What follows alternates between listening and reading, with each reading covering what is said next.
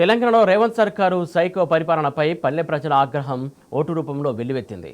పంచాయతీ ఎన్నికల్లో ballot box బద్దలైంది. తొలి విడత పంచాయతీ ఎన్నికల్లో బీఆర్ఎస్ పార్టీ తడాఖా చూపించింది. రేవంత్ ఫ్యూడల్ విధానాలకు వ్యతిరేకంగా పల్లె ప్రజలు నిశ్శబ్ద విప్లవంలా తీర్పునిచ్చారు. ఇందిరమ్మ రాజ్యపు ఇనప కంచెను బద్దలు కొట్టారు. ప్రలోభాలు, బెదిరింపులు, కిడ్నాప్లతో కూడినటువంటి కాంగ్రెస్ గుండాగిరిని పల్లె జనం బండకేసి కొట్టింది. అస్తం పార్టీ హత్య రాజకీయాలను పాతరేసి బొందపెట్టింది. కేసీఆర్ పాలన మళ్లీ రావాలంటూ తెలంగాణ పల్లెలు స్పష్టమైన సంకేతాలను అందించాయి.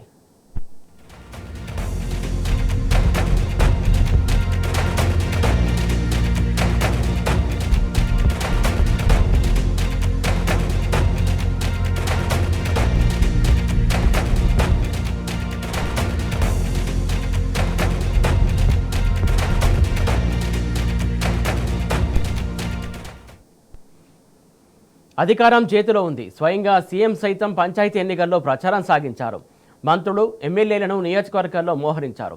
పల్లె ప్రజలను ప్రలోభాల పద్మవ్యూహంలో ఇరికించారు. ప్రతిపక్ష నేతలపై దాడులకు దిగారు. అక్రమ కేసులు పెట్టారు.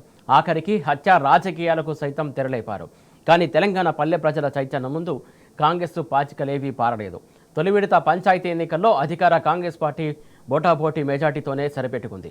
తెలంగాణ గుండెల్లో గులాబీ జెండా స్థానం ప్రత్యేకమని ఈ ఎన్నికలు చాటి చెప్పాయి. తొలి విడత ఏకగ్రీవాలు మినహాయిస్తే మొత్తం 3757 గ్రామాలకు ఎన్నికలు జరిగాయి. ఇందులో బీఆర్ఎస్ 35.03%తో 1345 స్థానాలు గెలుచుకున్నది. కాంగ్రెస్ 44%తో 1702 స్థానాలు దక్కించుకుంది.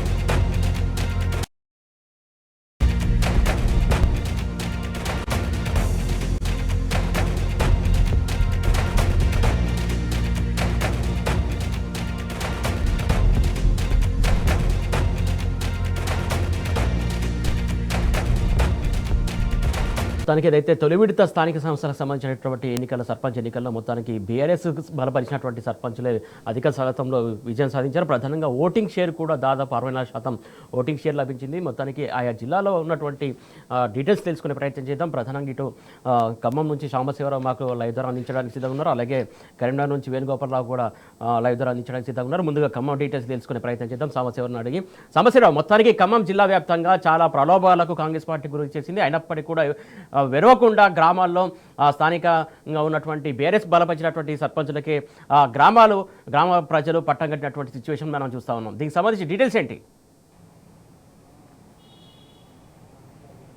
సురేష్, ఫెయిర్ ఎలక్షన్ జరిగితే గెలవమనేటువంటి ఒక భద్రతా భావన ఉన్నటువంటి అధికార పార్టీ ప్రలోభాలకు పాల్పడినట్టుగా బీఆర్ఎస్ పార్టీ ఆరోపించింది. ఎందుకంటే మొదట ఏకగ్రీవాల పేరు చెప్పి బలవంతంగా చాలా చోట్ల ఏకగ్రీవాలు చేసుకునేటువంటి ప్రయత్నం చేసినప్పుడు ప్రజల నుంచి కొంత నిరాసక్తత ఎదురైంది. ఎందుకు బలవంతంగా ఏకగ్రీవాలు చేస్తున్నారనేటువంటి అంశాలకు సంబంధించినటువంటి నాయకులు కూడా ఏకగ్రీవాలను వ్యతిరేకిస్తూ చాలా గ్రామాల్లో బలంగా నిలబడ్డారు. ఇవాళ జరిగినటువంటి మొదటి విడత పోలింగ్ సందర్భంగా నిన్న జరిగినటువంటి పోలింగ్ కావచ్చు, ఆ వచ్చినటువంటి ఫలితాలు కనుక చూస్తే బీఆర్ఎస్ పార్టీ యొక్క ఆదరణ ఎంత గొప్పగా ఉంది. ఖమ్మం జిల్లా వ్యాప్తంగా 3 మంత్రులు ఉన్నటువంటి ఈ జిల్లాలో బీఆర్ఎస్ పార్టీ హవా ఎట్లా కొనసాగింది అనేది ఒకసారి గమనించినట్లయితే కనుక ప్రజల్లో ఇంకా బీఆర్ఎస్ పార్టీ పట్ల అచంచలమైనటువంటి విశ్వాసము, భరోసా కనపడింది.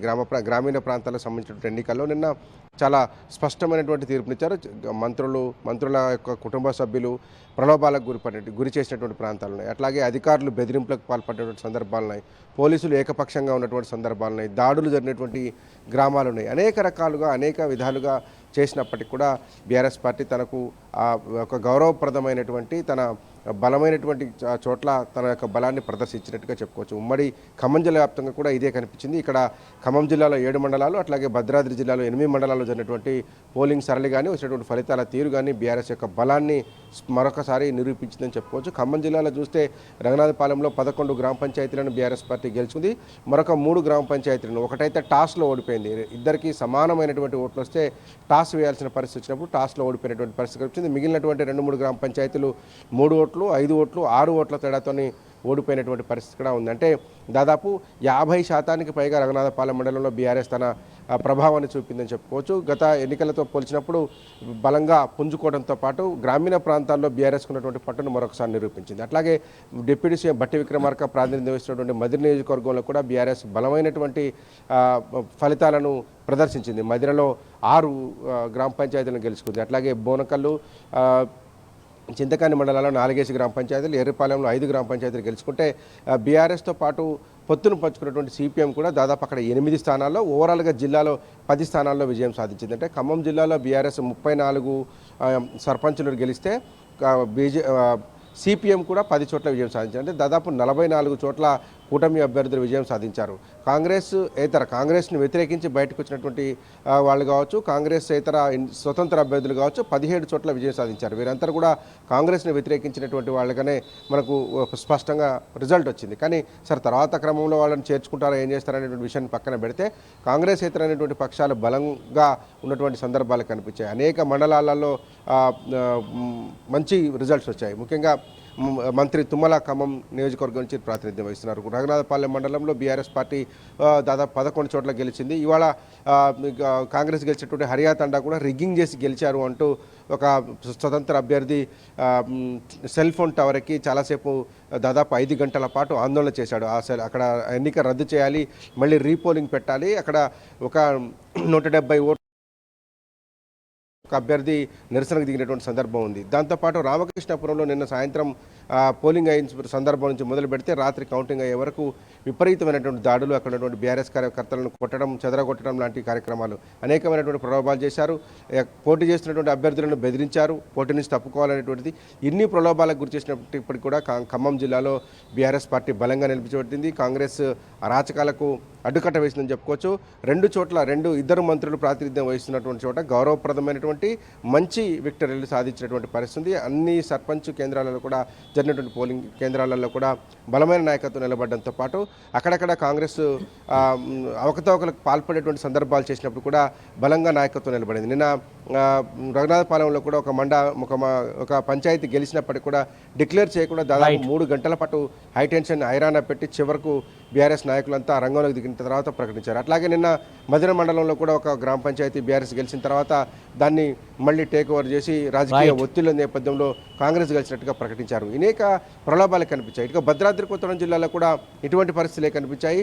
ప్రలోభాలు, దాడులు, దాని తర్వాత ఎదురుపడ్డటువంటి సందర్భాల్లో కాంగ్రెస్ నేతల కవ్వింపులతో మనుగూరు పినపాక నియోజకవర్గం అంతా కూడా దద్దరిల్లిపోయినటువంటి పరిస్థితి వచ్చింది. అక్కడ కూడా బీఆర్ఎస్ పార్టీ 38 సర్పంచ్ స్థానాలను ఒంటరిగా గెలుచుకుంది. మిత్రపక్షమైనటువంటి సిపిఎం మరొక 8 స్థానాలలో విజయం సాధించారు. అంటే 46 చోట్ల బీఆర్ఎస్ సిపిఎం కూటమికి సంబంధించినటువంటి సర్పంచ్ అభ్యర్థులు విజయం సాధించారు. దాదాపు మరొక 11-12 మంది స్వతంత్రులు కూడా అక్కడ గెలిచినటువంటి సందర్భం ఉంది. కాంగ్రెస్ని వ్యతిరేకించినటువంటి వాళ్ళు కూడా అక్కడ గెలిచినటువంటి సందర్భం కనపడతా ఉంది. సో అక్కడ భద్రాద్రి జిల్లాలో కూడా బీఆర్ఎస్ ఒక గౌరవప్రదమైనటువంటి, అట్లాగే అక్కడ ఉన్నటువంటి కాంగ్రెస్ ఎమ్మెల్యేలకు ఎదురుగాలి వీసేగా తన ఫలితాలను వెల్లడించినట్టుగా కనపడుతుంది. ముఖ్యంగా భద్రాచలం ఎమ్మెల్యే ఎవరైతే పార్టీ మారాడో, బీఆర్ఎస్ పార్టీ గుర్తు మీద గెలిచి కాంగ్రెస్ పార్టీలో చేరినటువంటి తెల్లం వెంకట్రావు సొంత ఊరు బండిరేవులో బీఆర్ఎస్ పార్టీ అనూహ్యమైనటువంటి విజయం సాధించింది. అక్కడ మొత్తం వార్డులతో పాటు సర్పంచ్ పదవిని కూడా బీఆర్ఎస్ గెలుచుకుంది. Right, thank you Sambasivarao. ఇట్లా మొత్తంగా చూస్తే అన్ని చోట్ల కూడా బీఆర్ఎస్ తన ఒక బలం ఎంత ఉంది, గ్రామీణ ప్రాంతాల్లో బీఆర్ఎస్ మీద ఏ రకమైనటువంటి నమ్మకం ఉంది, దాని తర్వాత జరిగినటువంటి ఎన్నికల్లో ఇంత గొడవలు, ఇన్ని అరాచకాలు జరిగినప్పటికీ కూడా బీఆర్ఎస్ వైపే ప్రజలు నిల్చున్నారు. అదే రకమైనటువంటి ఫలితాలు వచ్చాయి. 2-3 దశల్లో కూడా ఆ రకమైనటువంటి ఫలితాలు వస్తాయని 2 పార్టీలకు సంబంధించిన 2 జిల్లాలకు సంబంధించినటువంటి పార్టీ అభిప్రాయం వ్యక్తం చేస్తుంది. సురేష్.